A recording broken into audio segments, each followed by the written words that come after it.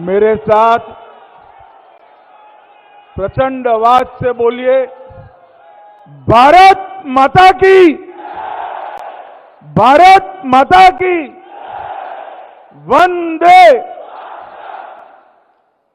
आज पूरी दुनिया में सबसे ज्यादा लोकप्रिय नेता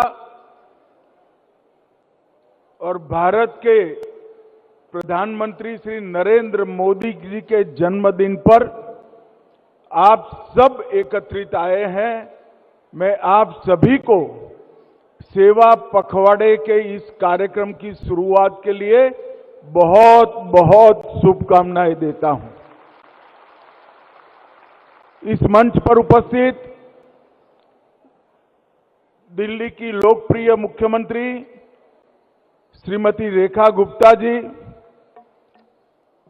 श्रीमान हर्ष मल्होत्रा, भारत सरकार में मेरे साथी मंत्री श्री प्रवेश वर्मा, जल मंत्री दिल्ली आशीष सूद, गृह मंत्री शिक्षा मंत्री दिल्ली श्री सिरसा जी, पर्यावरण मंत्री दिल्ली श्री रविंद्र इंदिराज जी, कोऑपरेटिव मिनिस्टर दिल्ली श्री पंकज सिंह जी, स्वास्थ्य मंत्री दिल्ली कपिल मिश्रा, विधि और न्याय मंत्री दिल्ली और मंच पर बैठे हुए हमारे सभी सांसद बहन बांसुरी स्वराज, श्री प्रवीण खंडेलवाल, श्री रामवीर विदुड़ी जी, कमलजीत सहरावत जी, श्री मनोज कुमार तिवारी जी,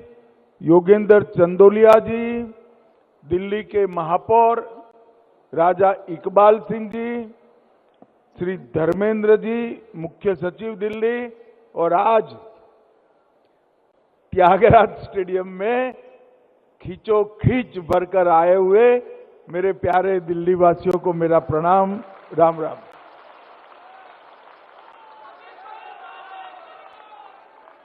मित्रों, सबसे पहले मैं आज विश्वकर्मा दिन की भी समग्र देशवासियों को बहुत बहुत शुभकामनाएं देना चाहता हूं। हमारे यहां भगवान विश्वकर्मा का स्थान श्रमजीवी लोगों के लिए बड़ा महत्वपूर्ण है। निर्माण की सभी विधाओं के वो देवता माने जाते हैं और आज संयोग है कि विश्वकर्मा दिन और नरेंद्र मोदी जी का जन्मदिन दोनों आज है। मैं भारतीय जनता पार्टी के करोड़ों कार्यकर्ता, देश के 140 करोड़ से ज्यादा नागरिक, सबकी ओर से श्रीमान नरेंद्र मोदी जी को जन्मदिन की ढेर ढेर सारी शुभकामनाएं देना चाहता हूं। आज केवल इस सभागार में बैठे हुए लोग नहीं, देश का प्रत्येक नागरिक और दुनिया भर में फैले हुए भारत के मूल निवासी सभी हृदय से ईश्वर से प्रार्थना कर रहे हैं मोदी जी के दीर्घायुष के लिए, उनके अच्छे स्वास्थ्य के लिए और इनकी लंबे से लंबे समय तक देश को सेवाएं प्राप्त हो, इसके लिए ईश्वर को प्रार्थना कर रहे हैं। मोदी जी जब देश के प्रधानमंत्री बने तब पहली बार उनका जन्मदिन आया। कई लोगों ने अपने जन्मदिन को अलग अलग तरीके से मनाने की परंपरा इस देश में थी।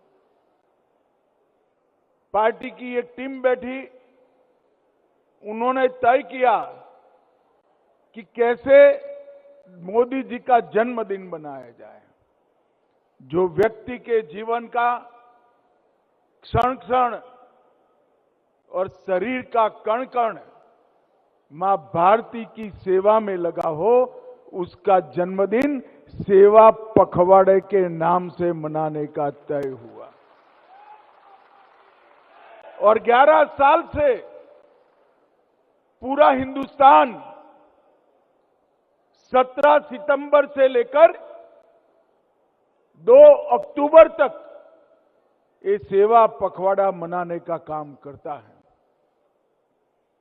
और सेवा पखवाड़े के निमित्त देश भर की कई राज्य सरकारें, भारत सरकार, कई सारे म्युनिसिपल कॉरपोरेशन, ढेर सारे जिला पंचायत, तहसील पंचायत, ग्राम पंचायत न केवल सफाई का काम करते हैं, जन उपयोगी गरीबों के कल्याण के लिए ढेर सारी योजनाओं की शुरुआत भी करते हैं। और आज सेवा पखवाड़े की शुरुआत दिल्ली सरकार ने भी की है और आज 17 सितंबर को 17 जन कल्याणकारी योजनाओं का शुभारंभ यहीं आप सभी के सामने हुआ। जिस व्यक्ति का महान भारत का संकल्प समग्र देश को ऊर्जा देता हो, जिस व्यक्ति ने गरीब कल्याण का जो संकल्प लिया, उससे देश के 60 करोड़ से ज्यादा गरीबों को घर, बिजली, घर में शुद्ध पानी, शौचालय, गैस का सिलेंडर, प्रति व्यक्ति 5 किलो अनाज मुफ्त और 5 लाख तक की स्वास्थ्य की सुविधाएं फ्री मिली हो, वो व्यक्ति के सेवा पखवाड़े में हर व्यक्ति के कल्याण की चिंता करना, ये भारतीय जनता पार्टी ने एक नई परंपरा शुरू की। और ये 11 साल में मोदी जी ने 60 करोड़ गरीबों को न केवल सुविधाएं दी, उसमें से 25 करोड़ गरीबों को गरीबी रेखा से बाहर लाने का काम किया। और पहली बार आजादी के बाद गरीबों की जो सूची बनी थी, गरीबी की रेखा के नीचे जीने वालों की, वो सूची में कटौती होने की शुरुआत अगर किसी ने करी तो भारतीय जनता पार्टी के नेता नरेंद्र मोदी जी ने की। 25 करोड़ लोग गरीबी की रेखा के ऊपर उठा लेना और 60 करोड़ गरीबों के जीवन में प्राथमिक सुविधाएं देना, ये बहुत बड़ा प्रयत्न है और बहुत बड़ा संकल्प भी है। अभी रेखा जी बता रही थी कि मोदी जी ने कभी भाजपा सरकार है या अन्य सरकार है इसका भेदभाव नहीं किया। दिल्ली को जो कुछ भी मिलना चाहिए था उससे ज्यादा ही दिया। भले श्री केजरीवाल की सरकार यहां थी, रेखा जी, मोदी जी ने तो कभी भेदभाव नहीं किया, मगर पहले जो सरकार थी वो भेदभाव करती थी। मोदी जी एक योजना लेकर आए, 5 लाख रुपए का स्वास्थ्य का बीमा, हर व्यक्ति को, हर परिवार को 5 लाख तक की सारी स्वास्थ्य सुविधाएं फ्री ऑफ कॉस्ट देने का संकल्प। मगर यहां पर वो सरकार ने लागू नहीं किया। ये रेखा जी की सरकार बनी और आप लोगों को 5 लाख तक का इलाज मुफ्त हो गया। मोदी जी ने 140 करोड़ लोगों को अपना परिवार माना है और पूरा जीवन इनके कल्याण के लिए इन्होंने समर्पित किया है। देश को सुरक्षित करना, देश को आर्थिक रूप से विकसित करना, हर गरीब के घर में नई ऊर्जा, नया उत्साह, नई सुविधाएं पहुंचाना और हर बच्चे के मन में महान भारत का संकल्प भर देना, ये काम मोदी जी ने अपने 11 साल के समय में किया है। देश लंबे समय तक मोदी जी की ये सिद्धियों को याद करेगा। चाहे देश की सीमाओं को सुरक्षित करना हो, सर्जिकल स्ट्राइक, एयर स्ट्राइक और अंत में ऑपरेशन सिंदूर से पाकिस्तान के घर में घुसकर उसको जवाब देने का काम नरेंद्र मोदी जी ने किया। वर्षों से हम सब चाहते थे कि अयोध्या में राम मंदिर बने, नहीं हो पाता था। ये राहुल बाबा भाजपा की मखौल उड़ाते थे, मंदिर वहीं बनाएंगे, तिथि नहीं बताएंगे। राहुल बाबा मंदिर बन भी गया, रामलल्ला विराजमान भी हो गए और दुनिया भर के लोग आज आनंद कर रहे हैं। काशी विश्वनाथ कॉरिडोर बनाना हो, सोमनाथ के मंदिर को फिर से सोने का बनाने की शुरुआत करनी हो, करतारपुर साहिब कॉरिडोर बनाना हो, हर ऐसे मसले जो सालों से अटके हुए थे, मोदी जी ने उसको चुटकियों में समाप्त कर देश की जनता का विश्वास बढ़ाया। हम सभी भारतीय जनता पार्टी के कार्यकर्ता सालों से ऐसी इच्छा रखते थे, संकल्प रखते थे कि इस देश में से धारा 370 चली जाए, मगर हमारी आवाजें तो बुलंद थी, हमें भी लगता था ये कैसे संभव होगा। देश ने मोदी जी को दूसरी बार प्रधानमंत्री बनाया। 5 अगस्त 2019 को धारा 370 को समाप्त। मित्रों, मैं मोदी जी को नेतृत्व में सालों से काम कर रहा हूं। 24 साल से मैंने देखा है, देश में एक ही व्यक्ति है जिसने कभी छुट्टी नहीं ली है, वो नरेंद्र मोदी है। 24 साल तक अहर्निश, हर क्षण, हर पल देश के विकास की चिंता करना, देश के गरीबों के कल्याण में लगे रहना, और इसी के कारण आज हमारा भारत जो 11वें नंबर की अर्थव्यवस्था मनमोहन सिंह छोड़कर गए थे, हम 4थे नंबर पर पहुंच चुके हैं। और दिल्ली वालों, तैयारी रखना, 2027 तक हम 3रे नंबर की अर्थव्यवस्था विश्व में बन जाएंगे।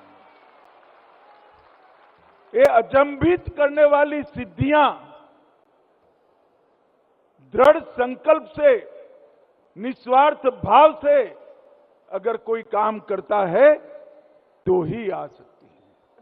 और उन्होंने जब आजादी का अमृत महोत्सव मनाया गया, एक संकल्प देश की जनता के सामने रखा, विशेषकर किशोरों और युवाओं के सामने, कि अब समय आ गया है भारत ने दुनिया में सर्वोच्च स्थान पर पहुंचने का। उन्होंने तय किया और पूरी देश की जनता को इस संकल्प के साथ जोड़ा कि 2047 15 अगस्त को भारत हर क्षेत्र में विश्व में सबसे पहले नंबर पर हो, ऐसा भारत बनाना है। विकसित भारत बनाना, सुरक्षित भारत बनाना, समृद्ध भारत बनाना, इस संकल्प के साथ मोदी जी आगे बढ़े हैं। और आज दिल्ली में भी लगभग हजारों करोड़ के काम यहां पर लोकार्पण भी हुआ, शिलान्यास भी हुआ। इसमें से मैं एक ही चीज का जरूर जिक्र करना चाहता हूं। दिल्ली के अंदर बड़े बड़े कूड़े के पहाड़ पूरी दुनिया के सामने दिल्ली वालों को नीचा देखने के लिए मजबूर करते थे। हमारी सरकार नहीं थी, फिर भी मैं ही गया था शिलान्यास करने। 2 प्लांट हमने लगा दिए थे और आज 3000 ton Narela Bawana waste to energy plant में 3000 टन कचरा हर रोज जलाने की व्यवस्था यहां पर हो गई और ओखला प्लांट में 2000 मैट्रिक टन कचरा का उपयोग कर बिजली बनाने की व्यवस्था बनेगी। इससे सर्कुलर इकोनॉमी भी बढ़ेगी, ग्रीन एनर्जी भी प्राप्त होगी क्योंकि कचरा दूर हो रहा है और दिल्ली स्वच्छ भी हो जाएगा। इस सभी दृष्टि से 2 बहुत बड़े भेंट नरेंद्र मोदी जी ने दिल्ली को दिया है। कुतुब मीनार से भी ऊंचे कचरे के पहाड़ देखते देखते देखते अब अदृश्य हो जाएंगे। मैं आज दिल्ली के सभी नागरिकों को इसके लिए बधाई देना चाहता हूं। ढेर सारी स्वास्थ्य की सुविधाएं भी आज शुरू हुई हैं, ढेर सारे जन कल्याण की नई नई योजनाएं भी शुरू हुई है और ये सभी योजनाओं से सेवा का जो संकल्प होता है वो और दृढ़ीभूत होता है। और दिल्ली वालों, अभी अभी दीपावली आएगी, कुछ समय के बाद नवरात्रि आएगी, कुछ समय के बाद 5 दिनों के बाद तैयारी रखना। आपके उपयोग की हर चीज पर अब 28 और 18% की जगह 0 और 5% जीएसटी होने वाला है। मैं दिल्ली की माताओं बहनों को कहना चाहता हूं, घर में दादागिरी कर 22 तारीख से और ज्यादा खरीदी करना शुरू करना है। मोदी जी ने 395 आम आदमी की उपयोग की चीजों को या तो उस पर 0 टैक्स किया या तो उस पर 5% किया है। मगर मेरा आग्रह है, चीजें जरूर खरीदना, धड़ल्ले से खरीदना, मगर वो ही चीज खरीदना जो भारत में बनी हुई है, स्वदेशी। मित्रों, अब समय आ चुका है कि भारत के हर नागरिक ने ये संकल्प लेना पड़ेगा कि हम वही चीजों का उपयोग करेंगे जो हमारे देश की मिट्टी पर निर्मित हुई। स्वदेशी चीजों का चलन बढ़ाना हम सबका स्वभाव बनना चाहिए, हम सबका संकल्प होना चाहिए। तभी जाकर समृद्ध भारत का संकल्प हम सब लोग सफल कर सकते हैं। मित्रों, अंत में मैं एक बात पूछना चाहता हूं। ये राहुल बाबा अभी एक घुसपैठिया बचाओ यात्रा लेकर निकले हैं। मुझे दिल्ली वाले बताए, अपनी मतदाता सूची से घुसपैठियों को हटाना चाहिए या नहीं हटाना चाहिए?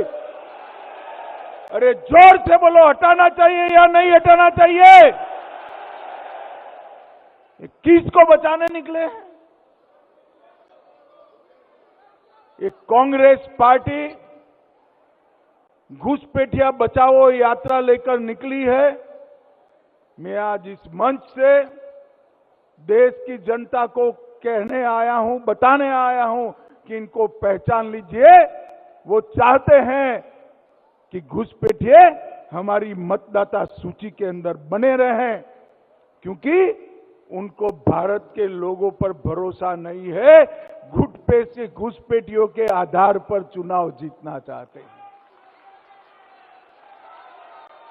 भाइयों बहनों, जो गहन पुनर्निरीक्षण हो रहा है, एसआईआर हो रहा है, भारतीय जनता पार्टी एसआईआर का समर्थन करती है और मतदाता सूची को शुद्ध कराने के अभियान का भी समर्थन करती है।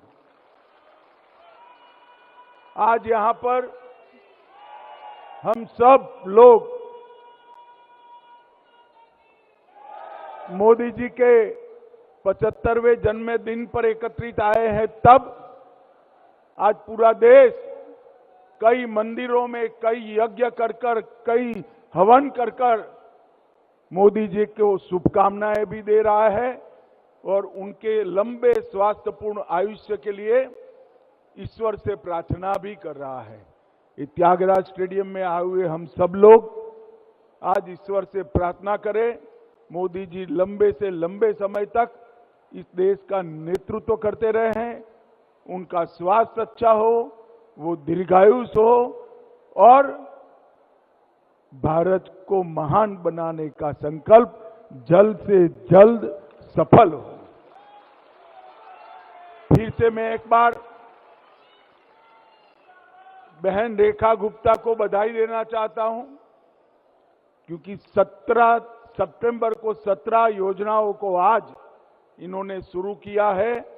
दिल्ली के लाखों लोगों को ये योजनाएं सुविधाएं देगी, उनके जीवन को सुचारू रूप से आगे बढ़ाएगी और सेवा पखवाड़े की आज की ये शुरुआत देश के हर युवा को मोदी जी के जीवन से प्रेरणा लेकर सेवा के रास्ते पर चलने के लिए संकल्पित करेगी। फिर से एक बार हमारे नेता नरेंद्र मोदी जी को बहुत बहुत शुभकामनाएं, बधाई।